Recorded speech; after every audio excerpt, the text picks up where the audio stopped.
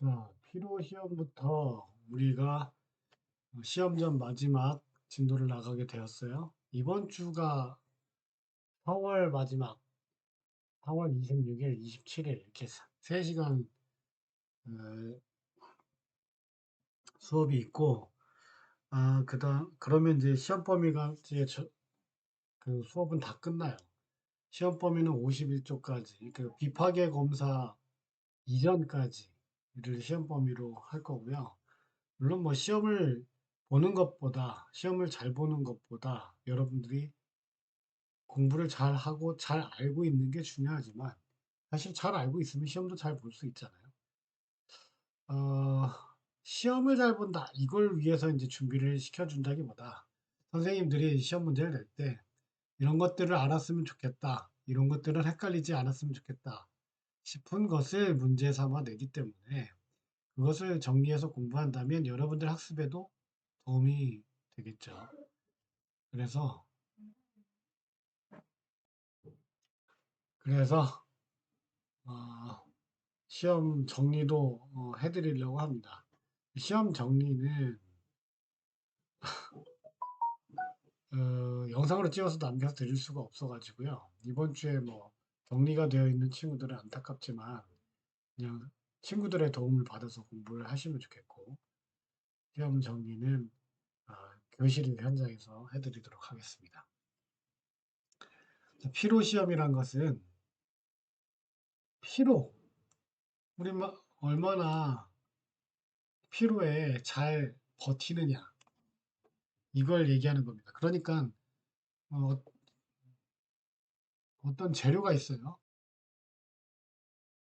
어떤 재료가 있어요. 잘못 그렸다. 어떤 재료가 이렇게 있어요. 그런데 이 재료를 힘을 어, 일정 수준 이만큼 가하면 얘가 파괴가 이렇게 일어난다고 칩시다. 그런데 이만큼 크기 말고 좀 작은 크기로 힘을 가해요. 그럼 파괴가 일어나지 않겠죠? 그죠? 얘는 지울게요. 이 정도 힘으로 작용하면 파괴가 일어나지 않아요. 그런데 이 정도 힘이지만 아까 파괴가 일어났던 그 큰 힘 말고 이 정도 힘이지만 얘를 또 작용해요. 또는 얘를 오래 작용해요. 그러면 얘가 한 번에 파괴되는 인장 응력까지 또는 압축 응력까지 작용하진 않았지만 오래 작용한다면 피로해서 파손이 쉽게 일어날 수 있거든요. 그런 성질을 가지고 있어요, 재료는.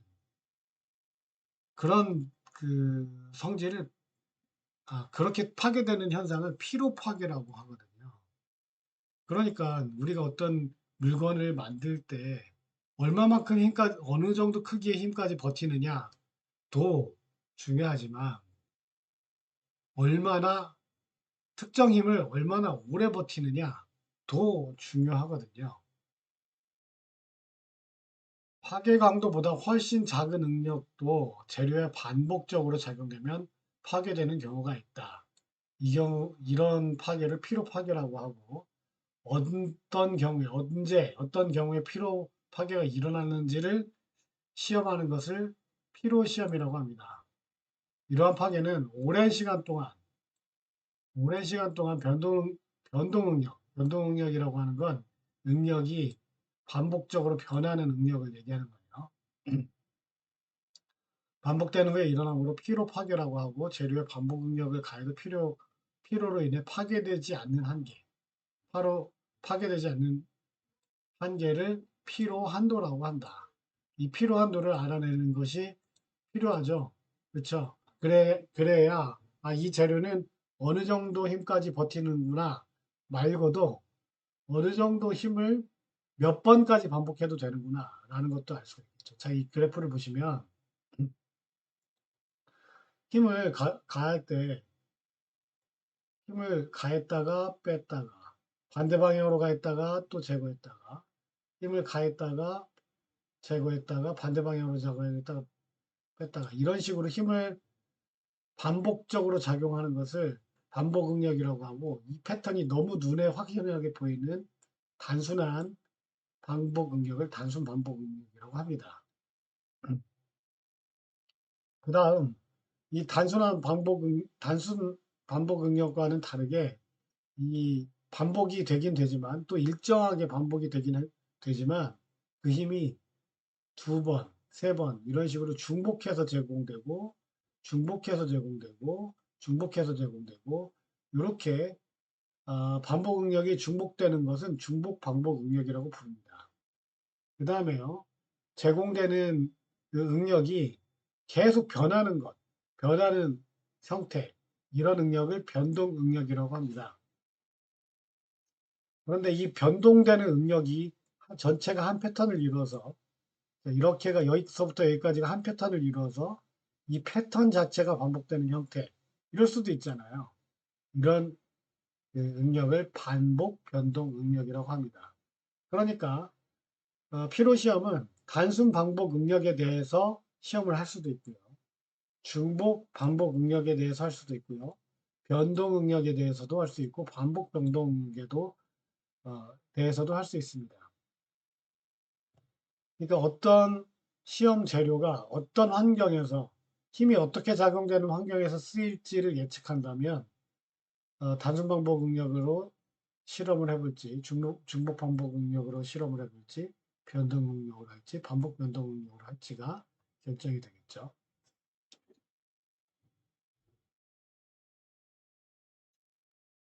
대부분의 기계는 반복 변동 응력을 받는답니다. 응력을 반복해서 변동 응력을 받는답니다.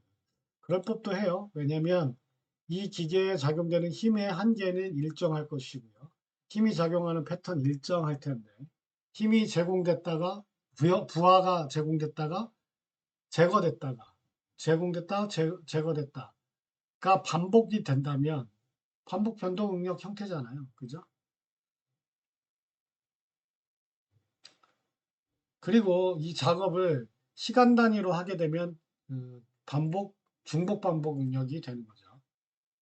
필요 시험에는 반복 부피 응력, 그러니까 선생님이 인장 응력을 예로 들었지만 그 힘의 종류에 따라서 부피 응력, 반복 인장 압축, 반복 비틀림, 반복 충격 등 이렇게 힘의 종류에 따라 힘의 방향에 따라 이런 것도 있습니다.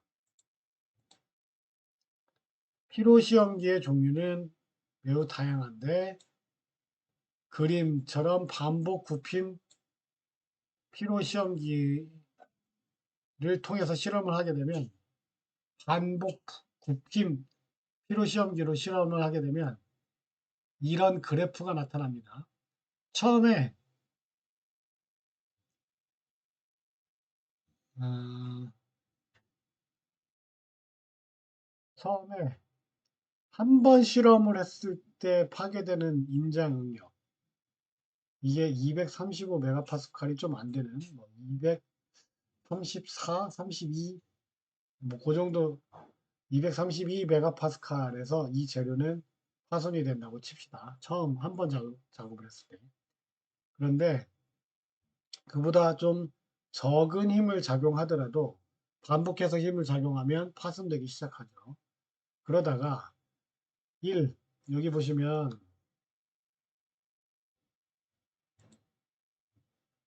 1 이렇게 되어 있는데 이게 한 번이 아니고요. 보시면 곱하기 10의 6승 이거 100만 번이잖아요. 100만 번 실험을 반복했을 때 부서지는 힘은 이 정도 되는 겁니다. 색상을 바꿔야 되겠네. 이 정도 되는 겁니다. 이 정도 뭐 200 뭐 한 10 메가파스칼 100만 번 210 메가파스칼이 100만 번 작용하면 파손이 일어나요. 자, 300만 번으로 횟수를 늘리면 196 메가파스칼 정도까지 버티는 겁니다. 이 재료에 대해서 그런 거예요. 그런데 횟수를 이렇게 점점 많이 늘려도 더 많이 늘려도 버티기를 196 메가파스칼까지는 버틴다는 것을 실험으로 발견을 했어요. 어떤 재료에 대해서 0.83% 탄소강에 대해서. 피로 시험을 하니까 반복 응력 부여 시험을 하니까 이런 성질이 나타나죠. 아, 그러면 이 재료를 사용했을 때는 196 메가파스칼 이하로 190 메가파스칼 이하로 설계 응력을 잡는다면 얘는 반복되는 횟수에 대해서도 안전하구나. 다리를 만들 때 철제를 이용해서 다리를 만든다면 0.83% 탄소강을 이용해서 한강 교각을 만든다고 했을 때 한강 교각은 하중이 몇 번이나 작용할지 모르잖아요. 몇 년이나 쓸지 모르잖아요. 그러니까 피로 시험을 해서 무조건 응력 값을 설계 응력 값을 196 메가파스칼보다는 작게 잡아야 되는 거죠. 그죠? 그런 목적으로 쓰는 게 바로 피로 시험입니다.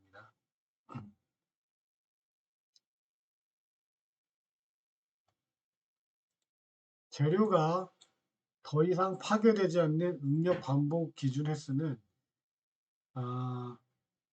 1000만에서 1500만 횟수 정도이고요. 그리고 비철 금속 재료는 10의 7승이면 1000만이거든요. 10의 8승이면 1억이에요. 1억.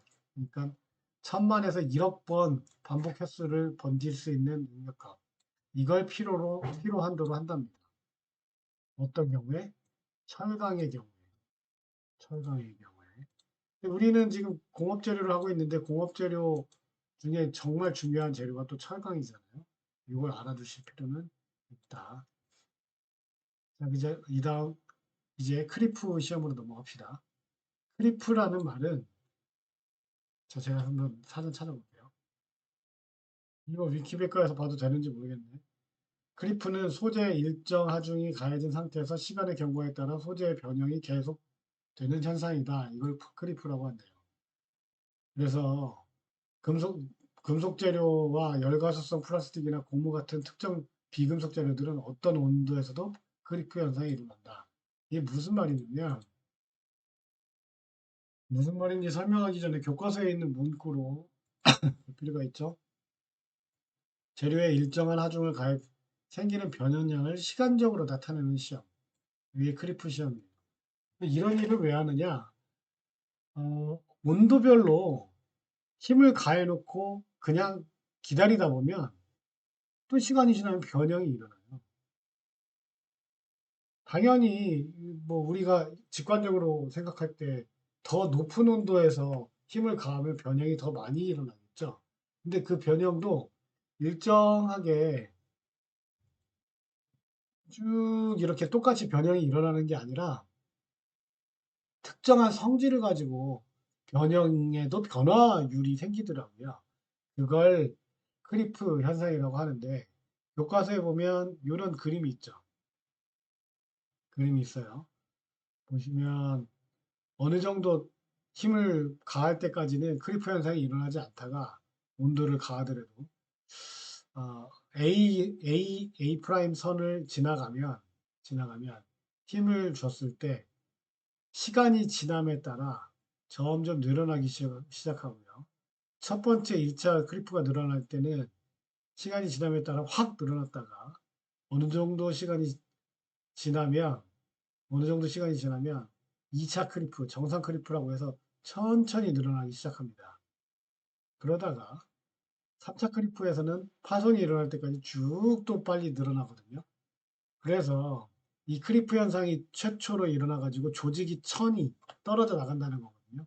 조직끼리 이렇게 붙어 있는 것들이 떨어져 나가는 그런 현상이 일어날 때를 1차 크리프 또는 천이 크리프라고 얘기하고, 그 다음에 이런 현상이 급격히 일어난 후에, 이게 짧은 시간이에요. 그냥 상당히 짧은 시간인데, 짧은 시간 후에 정상적으로 천천히 쭉 늘어나는 그런 현상을 2차 크리프, 정상적인 크리프, 정상 크리프, 이렇게 얘기합니다.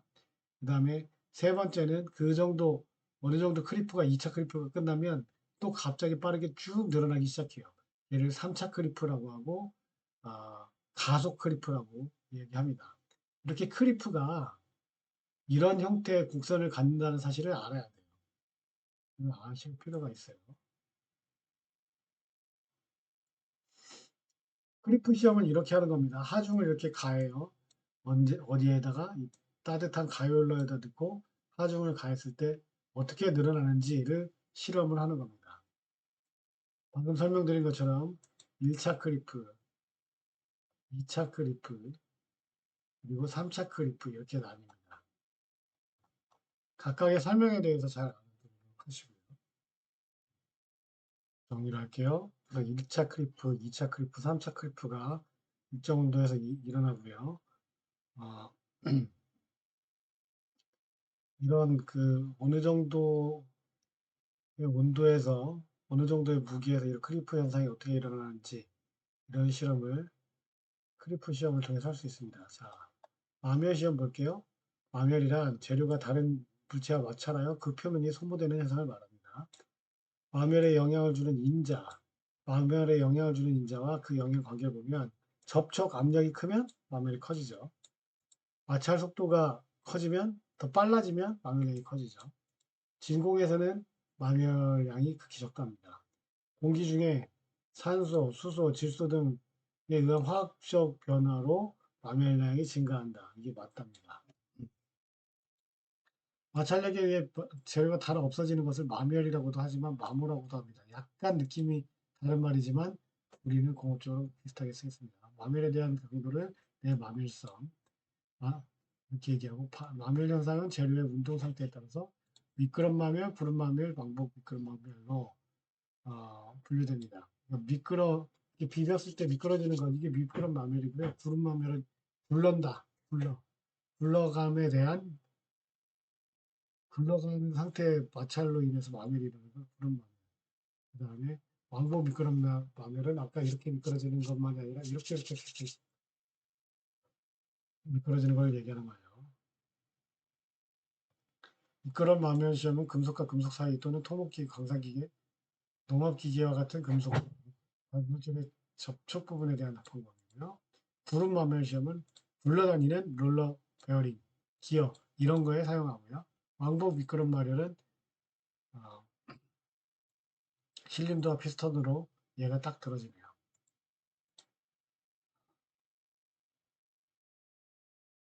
기계 부품의 마멸로 인한 손실 방지법에는 두 가지가 있다. 이렇게 돼 있는데 이게 무슨 말이냐면요.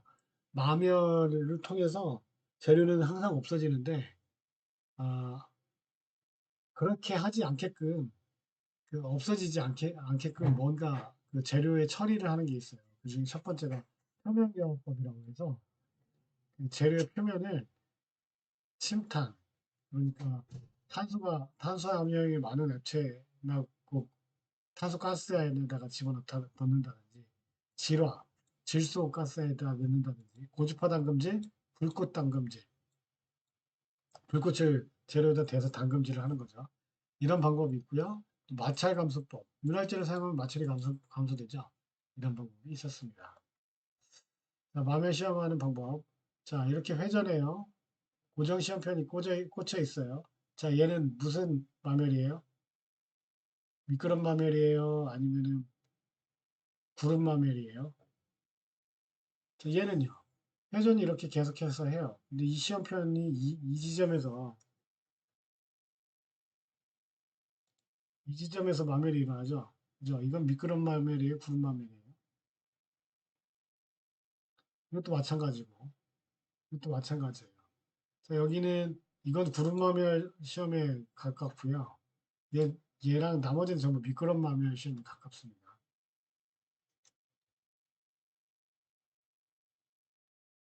마지막으로 비틀림 시험입니다. 비틀림은 영어로 토션이라고 하고요. 재료에 비틀림 모멘트를 가해서 비틀어줘서 이 비틀림에 대한 강성률을 알아내는 시험입니다.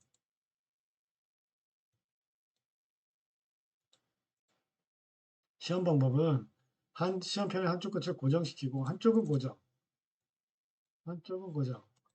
그리고 다른 쪽에서 비틀림 모멘트, 비튼다는 얘기죠.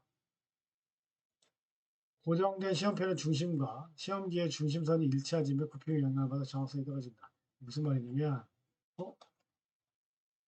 틀림 시험, 잠깐만요. 한번 볼게요.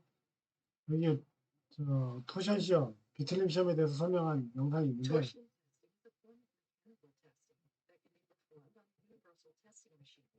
저렇게 비틀어 이렇게 쥐어서 비틀어 보는 시험을 얘기하는 거거든요. 몇 바퀴 또 얼마만큼의 힘 이걸 버틸 수 있는 거예요. 이게 토션 시험입니다. 비틀림 모멘트를 가하고요. 아, 비틀림 시험에서는 어떤 비틀림 시험?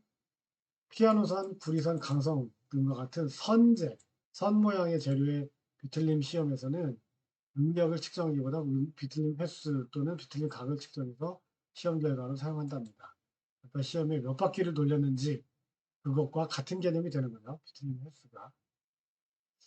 음, 비틀림 모멘트를 측정하는 방법에는 펜듈럼식, 탄성식, 레버식 또는 레버와 스프링 장치를 사용한 것들이 있다. 이건 이제 구조를 얘기하는 겁니다. 토선 시험을 할 때 어떤 식으로 만드는지 구조를 얘기하는 거예요. 자, 결과가 그래프에 하나 나타나 있어요. 현재 비틀림 횟수와 인자 응력과의 관계. 많이 비틀수록 인자 응력을 많이 버티지 못하죠. 연강선 같은 경우에는 많이 비틀수록 100번 비틀었어요. 그러면 버틸 수 있는 인자 응력이 확 줄어들죠. 98 그 이하로 확 줄어들죠. 이쪽이 인자 응력이에요. 자, 25번 정도로 비틀었어요. 그러면 얘는 버틸 수 있는 힘이 196 메가파스칼까지 버틸 수 있다는 그런 얘기죠. 그런데 특이하게도 피아노선이라는 재료는 피아노선 재료의 이름이거든요. 그 강의 이름이에요. 얘는요. 그 중에서도 0.85mm 피아노선은요. 비틀림 횟수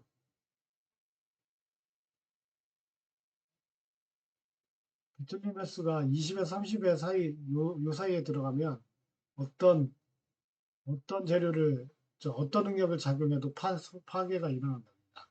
다시 얘기해서 이것보다 낮은 비틀림 횟수 20번, 20번 뭐 이런 이하의 비틀림 횟수로는 훨씬 더 많은 능력을 가해도 버틴다는 얘기잖아요.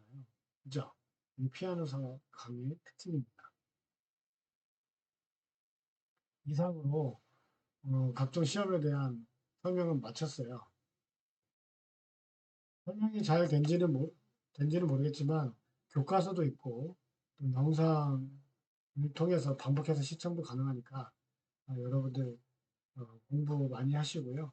그리고 선생님 설명이 부족한 부분도 분명히 있을 거예요. 그러면 뭐 여러 포털 사이트에 제공되는 그런 정보를 이용해서 학습을 하셔도 괜찮습니다. 왜냐면 우리 이 과목은 배우는 과목이 재료 일반이잖아요. 재료에 대해서 일반적으로 다루는 공학적인 것 중에 일반적인 내용을 다루는 과목이기 때문에 재료를 이런 식으로 다루는구나, 이런 크기로 받아들이는구나, 그 정도만 알면 되거든요. 그래서 이 정도 수준으로 반복해서 학습을 하셔도 될 것 같습니다. 고생들 많았고요. 그럼 교실에서 봅시다.